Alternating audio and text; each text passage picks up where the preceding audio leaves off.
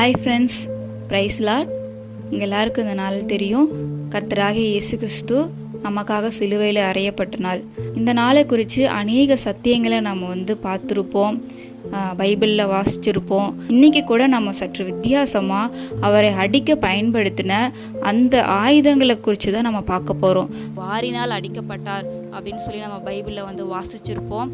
மத்தேயு 27:26, மார்க் 15:15, யோவான் 19:1 இப்படியாக சொல்லுது, இயேசு கிறிஸ்துவானவர் வாரினால் அடிக்கப்பட்டார் அப்படின்னு சொல்லி. அந்த நாட்களில் இந்த வார் அப்படிங்கிறது ஒன்றும் இல்லை, இது சாட்டைன்னு சொல்லி சொல்கிறோம். இப்போ இந்த காலத்தில் இருக்க சாட்டை மாதிரி அது சிங்கிளாக இருக்காது, ஒரு பெல்ட் மாதிரி அப்படிலாம் அது இருக்காது. அந்த சாட்டை எப்படி இருக்கும் அப்படின்னு பார்த்தீங்கன்னா, கிட்டத்தட்ட 9 வகையான வார்கள் அதோட இணைக்கப்பட்டிருக்கும். அந்த சாட்டையினோட கைப்பிடி பார்த்தீங்கன்னா மரத்தினால் செய்யப்பட்டதாக இருந்துச்சு. அதனுடைய வார், அந்த 9 வார்கள் சொன்னேன் இல்லையா, அந்த வார் பார்த்தீங்கன்னா தோலினால் செய்யப்பட்டதாக இருந்தது. அது இல்லாமல் அந்த வார்களுக்கு இடையிடையே பார்த்தீங்கன்னா எலும்புகள் பார்த்தீங்கன்னா ஷார்ப்பான எலும்புகள்லாம் அவங்க என்ன பண்ணாங்கன்னா ஜாயின் பண்ணியிருந்தாங்க. அது மட்டும் இல்லாமல் சின்ன சின்ன இரும்பாலான உருளைகளையும், அதாவது இரும்பாலான குண்டுகள்னு சொல்லுவாங்க, அதெல்லாம் என்ன பண்ணாங்கன்னா அங்கங்கே அந்த இடையில, அந்த வார்களுக்கு இடையே, அந்த 9 வார்களுக்கு இடையிடையே என்ன பண்ணியிருந்தாங்க, அவங்க ஜாயின் பண்ணியிருந்தாங்க. இப்படியாக அந்த ஆயுதம் பார்த்திங்கன்னா ஒரு கொடுமையான, ஒரு கொடூரமான, ஒரு கனமான ஒரு ஆயுதமாக இருந்துச்சு. அந்த வாரை அடிக்கும் பொழுது இயேசு கிறிஸ்துவனுடைய சதைகளெல்லாம் அப்படியே பிக்கப்பட்டது, அவருடைய சதைகளெல்லாம் அப்படியே தொங்கி விழுந்துதாமா. ஏகப்பட்ட ரத்தம் அந்த நாட்களில் அவர் அந்த சாட்டைகளால் அடிக்கும் பொழுது, அந்த வாரினால் அடிக்கும் பொழுது அவர் நமக்காக சிந்தினார். கிட்டத்தட்ட அவர் உடல் முழுவதும் பார்த்திங்கன்னா 5480 காயங்கள் இருந்துச்சு. அது மட்டும் இல்லாமல் அவருடைய முதுகில் மட்டும் பார்த்திங்கன்னா 150 ஆழமான தழும்புகள் இருந்ததாக வேத வல்லுநர்கள் சொல்கிறாங்க. அந்த முதுகில் அவங்க அடிக்கும்போது கிட்டத்தட்ட 10 விதமான சாட்டைகளை யூஸ் பண்ணி அவங்க அடிச்சிருக்காங்க. அந்த 10 விதமான சாட்டைகளுக்கான கீறல்கள் அவரோட முதுகில் இருந்ததாக அறிவியல் ஆராய்ச்சியாளர்கள் சொல்கிறாங்க. இப்படியாக நம்ம யோசித்து பார்க்கும் பொழுது அவரை சுற்றிலும் ஒரு 10 பேர் இருந்து அந்த கனமான அந்த சாட்டையை, அந்த வாரை கொண்டு தான் அவங்க அடிச்சிருக்காங்க. அப்படி அடிக்கும் பொழுது தான் அந்த 4 பக்கமும் அவரை சுற்றி அடிக்கும் பொழுது அவருடைய சதைகள் எல்லாமே பிக்கப்பட்டது, அவரோட ரத்தம் முழுவதுமாக அதில் சிந்தப்பட்டது. அவருடைய முதுகில் மட்டும் பார்த்தோமா ஏறத்தாழ 10 விதமான சாட்டையினோட கீறல்கள் இருந்ததாக சொல்லப்படுகிறது. அந்த நாட்களில் யூதர்கள் ஒரு தண்டனை கொடுக்கும் பொழுது தப்பு செஞ்சவங்களுக்கு கிட்டத்தட்ட 40 அடிகளை அந்த வாரினால், அந்த சாட்டையினால் அடிப்பாங்களாம். இது ரோமர்களுடைய கணக்குப்படி, தீர்ப்பின்படி 80 அடிகளை அடிப்பாங்க. இப்படியாக இயேசு கிறிஸ்துவுக்கு பிலாத்துவினுடைய உத்தரவின்படி 80 அடிகளை அந்த கொடூரமான சவுக்குனால அவங்க அடிச்சிருப்பாங்கன்னு சொல்லி வேத வல்லுநர்கள் சொல்கிறாங்க. அதுவும் ஒரு சில சமயங்களில் யூதர்கள் என்ன பண்ணுவாங்க அப்படின்னா, இந்த தண்டனையை 40 அடிகளுக்கு உத்தரவு வாங்கிடுவாங்களாம். ஆனால் 39 அடிகள் மட்டும் அடிச்சுட்டு ஒரு அடி அவங்க என்ன பண்ண மாட்டாங்க, அடிக்க மாட்டாங்க. கொஞ்ச நேரம் அவங்க ஓய்ந்து இருந்துட்டு மறுபடியுமாக முதல்ல இருந்து அவங்க என்ன பண்ணுவாங்கன்னா அடிக்க ஆரம்பிப்பாங்களாம். இப்படியாக கொடூரமாக அந்த நாட்களில் அவங்க தண்டனையை கொடுத்துருக்காங்க. அதே மாதிரி தான் நம்மளுடைய இயேசு கிறிஸ்துவுக்கு அவங்க என்ன பண்ணாங்க, கொடூரமான இந்த ஆயுதத்தினால் அவங்க அடித்து துன்புறுத்தினாங்க. இதனால் அவருடைய ரத்தம் சிந்தப்பட்டது. அடுத்ததாக இயேசு கிறிஸ்துவானவருக்கு தலையில் முற்கிரீடம் சூட்டப்பட்டது என்று சொல்லி நம்ம வேத வசனத்தில் படிச்சிருப்போம். மத்தேயு 27, 28, 29, 30 வசனங்களும், மார்க் 15, 17, 18, 19 வசனங்களும், யோவான் 19வது அதிகாரம் 2, 3, 5 வசனங்களும் இப்படியாக சொல்லுது, அவருடைய தலையில் முற்கிரீடம் சூட்டப்பட்டது என்று சொல்லி. கிரீடம் அப்படின்னா நம்ம என்ன திங்க் பண்ணுவோம், என்ன நினைப்போம் அப்படின்னா, ஒரு தங்கத்தினால, ஒரு பொன்னினால் அவங்க என்ன பண்ணுவாங்க, அழகாக கொண்டு போயிட்டு ஒரு கிரீடத்தை ஒரு விருப்பப்படுறவங்களுக்கு என்ன பண்ணுவாங்க, வைப்பாங்க. ஆனால் இயேசு கிறிஸ்துவானவர் அந்த மாதிரி கிரீடத்தை அவர் அந்த நாட்களில் சுமக்கலை. அவர் முற்கிரீடம், முள்ளாலான ஒரு கிரீடத்தை தான் சுமந்தார். அதாவது அந்த முள்ளோடைய நீளம் மட்டும் பார்த்திங்கன்னா 1.5 நீளமாக இருந்துச்சு. கிட்டத்தட்ட 90 முட்களை அவங்க என்ன பண்ணாங்கன்னா தலையில் அடித்தாங்களாம் அந்த நாட்களில். அந்த ஒரு முள் அடிக்கும் பொழுது பார்த்திங்கன்னா தலையிலிருந்து கண்ணு வரையில் அது என்ன பண்ணுமா, இறங்குமா. 1.5 நீளமாக இருந்தது.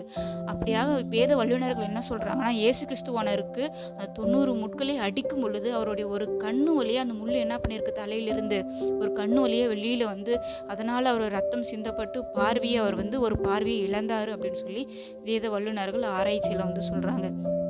இப்படியாக கொடூரமாக அந்த 90 முட்களையும் அவங்க என்ன பண்ணாங்கன்னா ஆண்டவராக இயேசு கிறிஸ்துவோட தலையில அடித்தாங்க.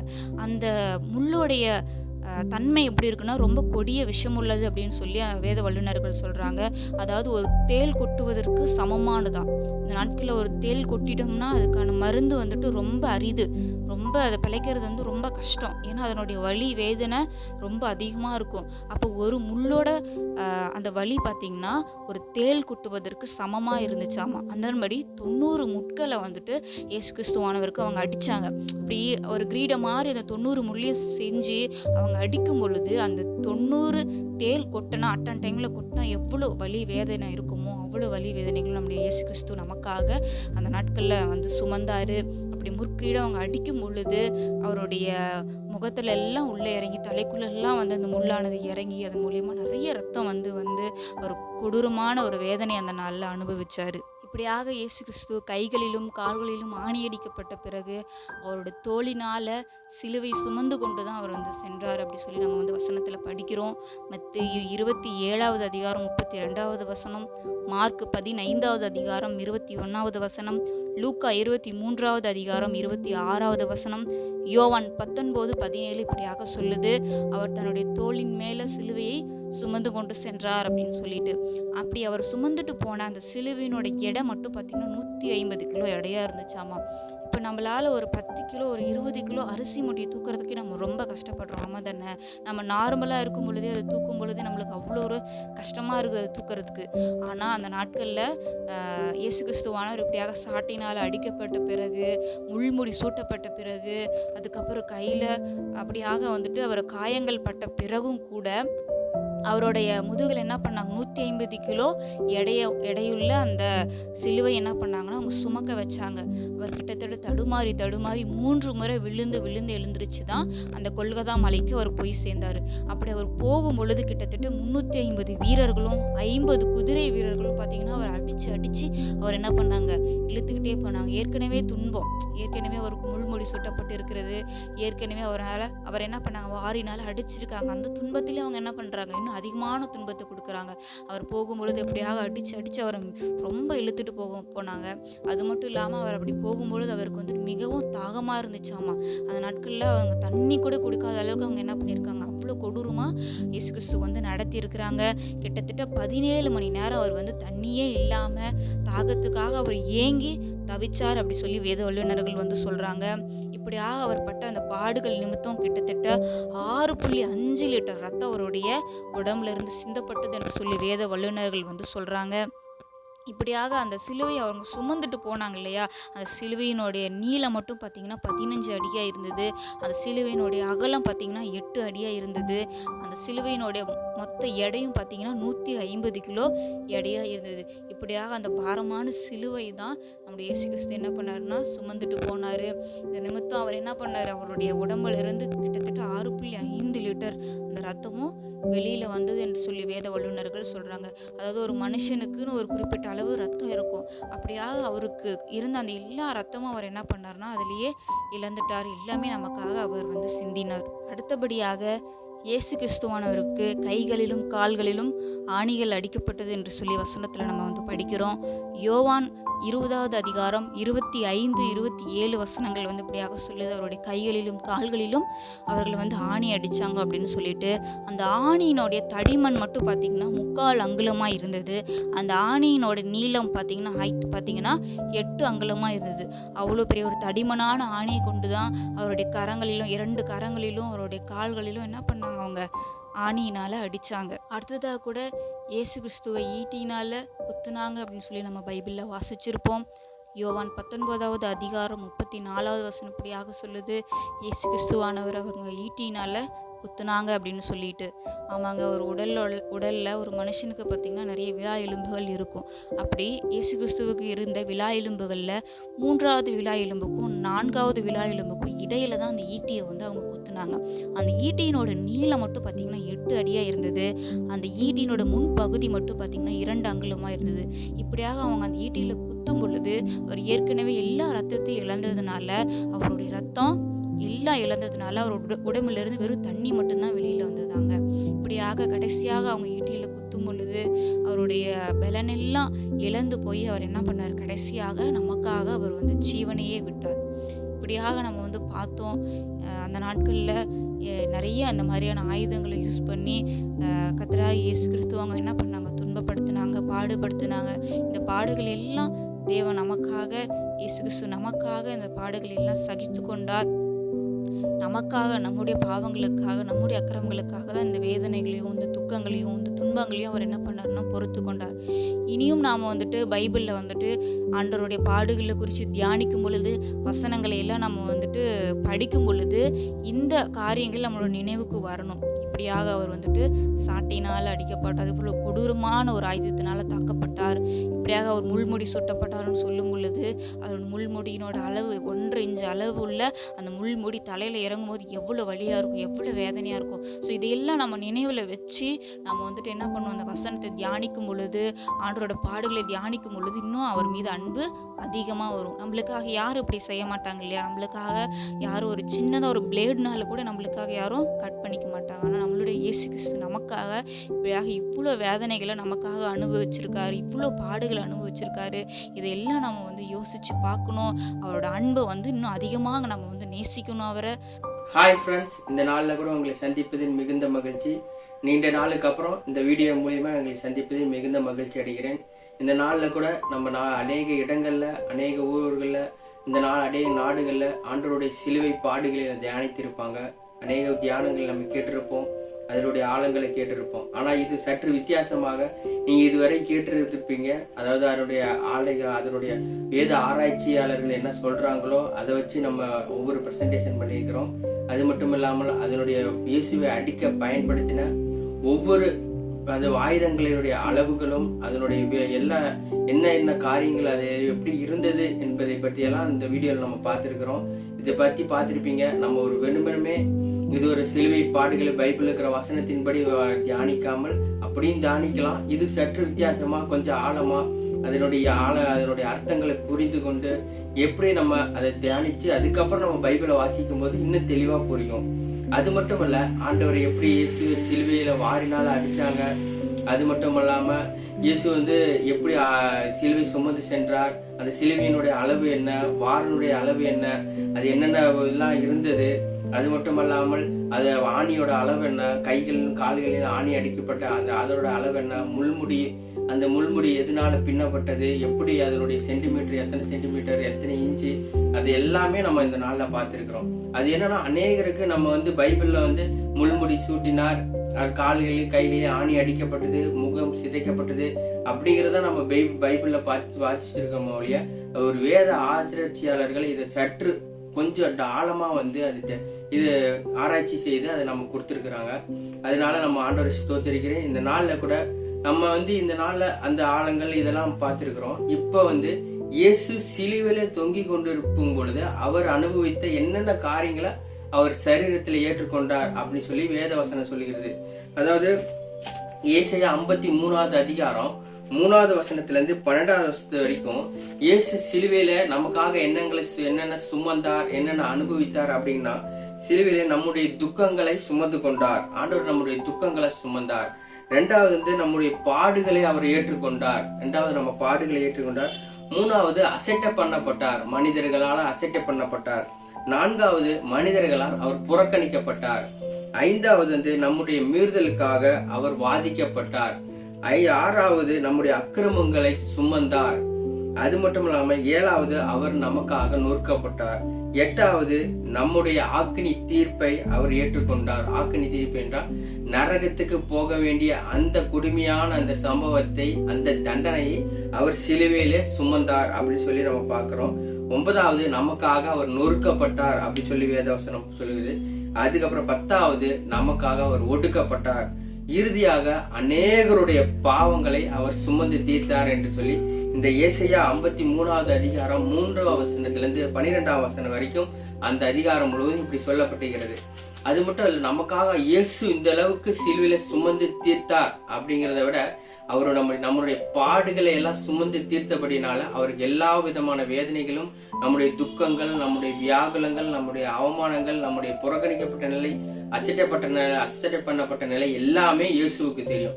அதனாலதான் இயேசுவிடத்தில் நம்ம போய் ஜெபிக்கும் பொழுது இயேசுவின் இடத்தில் நம்ம கேட்கும் பொழுது ஒரு மனிதன் மற்றவர்கிட்ட ஒரு கஷ்டத்தை புரிஞ்சு கொள்ள முடியாது. ஆனா இயேசு இந்த கஷ்டங்களை எல்லாம் அவர் சுமந்து தீர்த்தபடியினால, எல்லாவற்றையும் அனுபவித்தபடியினால இயேசு அந்த காரியங்களை, அந்த சுமந்த இந்த எல்லா பிரச்சனைகளையும் அவருக்கு தெரியும். அவரிடத்துல சொல்லும் பொழுது அவர் நம்முடைய பிரச்சனைகளை மட்டும் தீர்க்கிறது மட்டும் இல்லாம அந்த வேதனை எப்படி இருக்கும்னு அவர் அனுபவிச்சனால அந்த அனுபவ ரீதியான அவர் என்னென்ன செய்யணும், அந்த பிள்ளைகளுக்கு என்ன செய்யலாம் அப்படிங்கறது முதற்கொண்டு அவருக்கு தெரியும்.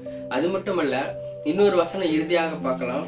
இயேசு சிலுவிலே தொங்கும் பொழுது அவருடைய முகங்கள் சிதைக்கப்பட்டது அப்படி சொல்லி வேதவசனம் சொல்லுகிறது. ஏசாயா 53வது அதிகாரம் 2வது வசனம் நான் வாசிக்கிறேன். இளங்கிளையை போலவும் வறண்ட நிலத்திலிருந்து உழுகிற வேரை போலவும் அவனுக்கு முன்பாக எழும்புகிறார். அவருக்கு அழகும் இல்லை, சௌந்தரியம் இல்லை. அவரை பார்க்கும் பொழுது நாம் அவரை விரும்பத்தக்க ரூபம் அவருக்கு இல்லாது இருந்தது அப்படி சொல்லி இந்த வேதவசனம் சொல்கிறது. இந்த முகம் சிதைக்கப்பட்டதுக்கு முக்கிய காரணம் என்னன்னா, நம்ம ஏற்கனவே இதற்கு முன்பாக ஒரு வீடியோ பார்த்திருப்போம். அந்த வாரினால் அடிக்கும் பொழுது, இயேசுவின் வாரினால் அடிக்கும் பொழுது அந்த கொக்கிகள் ஒவ்வொன்றும் அவர் முகத்தை பிச்சு போனனால அந்த முகமே நமக்கு தெரியாமல் போய்விட்டது. அதே போல இயேசு அவருடைய முகம் சிதைக்கப்பட்டதுக்கு இன்னொரு காரணம், நம்ம வடிகிற கண்ணீர், துக்கம் எல்லாவற்றையும் சுமந்து தீர்ப்பதற்காக அவருடைய முகங்களை சிதைத்து கொண்டார். நம்ம சந்தோஷமா இருப்பணும் என்பதற்காக இயேசுவின் முகம் சிதைக்கப்பட்டது. இயேசுவின் முகம் அலங்கோலமானது. இயேசுவின் முகம் நாம பார்க்க கூடாதபடி அந்த அளவுக்கு கொடூரமாக இருந்தது என்று சொல்லி வேதம் சொல்லுகிறது. அதே போல உங்களுடைய பிரச்சனைகள் எதுவாக இருந்தாலும், உங்களுடைய என்ன பிரச்சனையோ, வியாதிகளோ, பாடுகளோ, உபத்திரவமோ எதுவாக இருந்தாலும் இந்த நாள்ல, இந்த குட் ஃப்ரைடே அன்னைக்கு உங்களிடத்துல நான் சொல்லுகிறது என்னன்னா, ஆண்டவர் இடத்துல இந்த நாள் ஜெபம் பண்ணுங்க. கர்த்தர் உங்களுடைய பாடுகளை, உங்களுடைய துக்கங்களை, உங்களுடைய வியாகுலங்களை, வியாதிகளை எல்லாவற்றையும் இயேசு சுமந்து தீர்த்திருக்கிறார். அவருக்கு கண்டிப்பா தெரியும். இந்த நாளை நான் ஜெபிக்கலாம். ஆண்டவரை பார்த்து நம்ம ஜெபிக்கும் பொழுது கர்த்தர் இதன் மூலியமா கர்த்தர் உங்களுக்கு என்ன பாடுகள் இருந்தாலும் நீங்க அவரிடத்துல சொல்லி ஜெபம் பண்ணும்போது கர்த்தர் ஒரு மிகப்பெரிய விடுதலை கொடுப்பார். கண்களை மூடி ஜெபிப்போம். அன்பின் ஆண்டவரே, அப்பா உம்மை துதிக்கிறோம். ஸ்தோத்திரம் ஆண்டவரே, சர்வ வல்லவரே, ஸ்தோத்திரம் ஆண்டவரே. இந்த சிலுவையின் பாடுகளை தியானிக்கிற இந்த திருநாளிலே அப்பா கர்த்தாவே, இந்த புனித வெள்ளி திருநாளிலே கர்த்தர் தாமே இந்த வீடியோவை பார்த்து கொண்டு இருக்கிற ஒவ்வொரு ஜனங்களை கர்த்தர் நீதாமே தொடும்படியாக ஜெபிக்கிறோம்.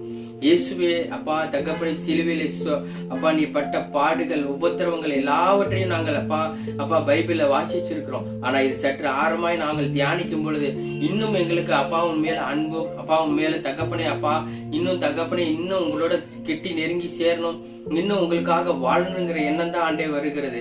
அதே போல இந்த ஜனங்களை பார்க்கிற ஒவ்வொரு ஜனங்களுக்கும் யார் யார் எந்தெந்த வியாதிகளோடு, பாடுகளோடு, விபத்திரத்தோடு, துக்கத்தோடு, அவமானத்தோடு, புறக்கணிக்கப்பட்ட நிலையோடு, அப்பா அசட்டைப்பட்ட நிலையோடு, தகப்பனை மனிதர்களாலும் அப்பா தகப்பனை மற்ற உறவினர்களாலும் புறக்கணிக்கப்பட்டு அசட்டைப்பட்டு இருக்கிற ஒவ்வொரு ஜனங்களுக்காக ஜெபிக்கிறோம்.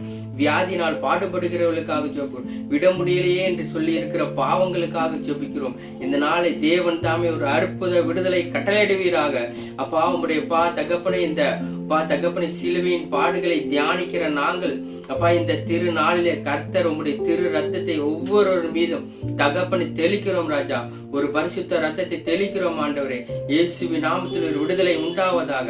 அவருடைய துக்கங்கள் சந்தோஷமாய் மாறுவதாக. யோவான் 16:10 சொல்லுகிறபடி உங்கள் துக்கம் சந்தோஷமாய் மாறும் என்று சொன்ன வசனத்தின்படி இந்த நாளிலே கர்த்தர் ஒரு துக்கங்களை சந்தோஷமாய் மாற்றும்படியாக ஜெபிக்கிறோம். அவர் தாமே நம்முடைய பாவங்களையும் துக்கங்களையும் எல்லாவற்றையும் சுமந்து தீர்த்திருக்கிறீர் ஆண்டவரே. அந்த சுமந்த தகப்பனே அது எல்லாம் உங்களுக்கு அப்பா உங்களுக்கு தெரியும் அப்பா. இந்த நாளை எந்தெந்த துக்கத்தோடு இருக்கிறார்களோ அப்பா, எந்தெந்த வியாகுலத்தோடு இருக்கிறார்களோ அப்பா, எந்தெந்த அப்பா தகப்பனை அக்கிரமத்தினால தகப்பனை எத்தனையோ ஜனங்கள் தகப்பனை அழிந்து போயிருக்கிறார் அப்பா. அப்பா அந்த அக்கிரமத்தில் இருக்கிற ஜனங்கள் மனம் திரும்பி வியாதியில் இருக்கிற ஜனங்களை தொட்டு சுகமாக்கி இயேசுவின் நாமத்திலே இப்பொழுதே ஒரு அற்புத விடுதலை உண்டாகும்படியாக ஜெபிக்கிறோம். அப்பா இந்த திருநாளிலே கர்த்தர் ஒரு அற்புத சுகத்தை தருவீராக, ஒரு விடுதலை தருவீராக. தேவன் தாமே இவர்கள் ஒவ்வொருவரையும் அப்பா இந்த வீடியோவை பார்க்கிற ஒவ்வொருவரையும், இந்த நாளில் ஜெபித்துக் கொண்டிருக்கிற ஒவ்வொருவரையும் என் தேவனாகிய கர்த்தர் தொடும்படியாக ஜெபிக்கிறோம். இயேசுவின் நாமத்தினாலே ஜெபிக்கிறோம் எங்கள் ஜீவன் நல்ல பிதாவே. ஆமென், ஆமென். God bless you friends.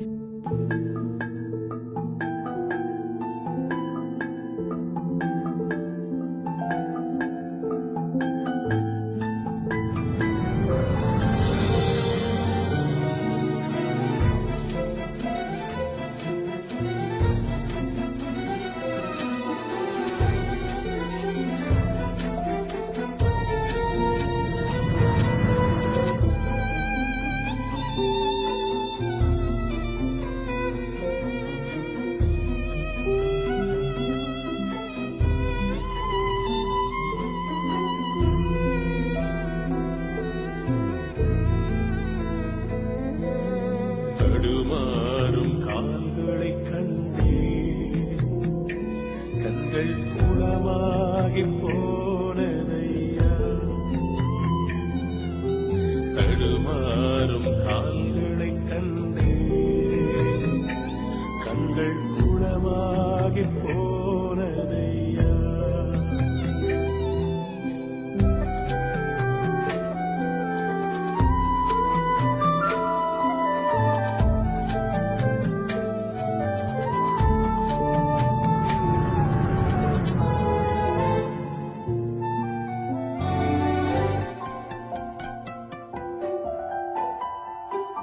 பாரமான சிலுவை என்று இறக்கி வைக்கவில்லை, கூர்மையான ஆணி என்று புறக்கணிக்கவில்லை. பாரமான சிலுவை என்று இறக்கி வைக்கவில்லை, கூர்மையான ஆணி என்று புறக்கணிக்கவில்லை. என்னை யோசித்தீரே, என்னை நேசித்தீரே, எனக்காக ஜீவன் தந்தீரே. என்னை யோசித்தீரே, என்னை நேசித்தீரே, எனக்காக ஜீவன் தந்தீரே. தடுமாறும் கால்களை கண்டே கண்கள் குளமாகி போனதையா. தடுமாறும் கால்களை கண்டே கண்கள் குளமாகி போனதையா.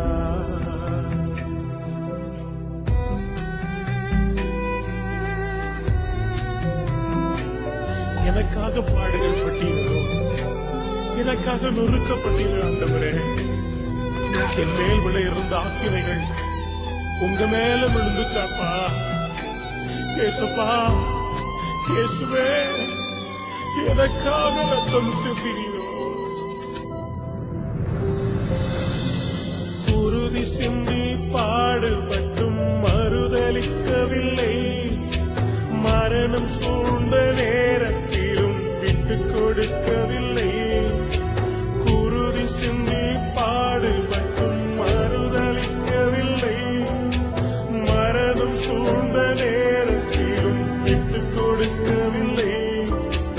என்னை யோசித்தீரே, என்னை நேசித்தீரே, எனக்காக ஜீவன் தந்தீரே. என்னை யோசித்தீரே, என்னை நேசித்தீரே, எனக்காக ஜீவன் தந்தீரே. தடுமாறும் கால்களை கண்டே கண்கள் குளமாகி போனதையா. தடுமாறும் கால்களை கண்டே கண்கள் குளமாகி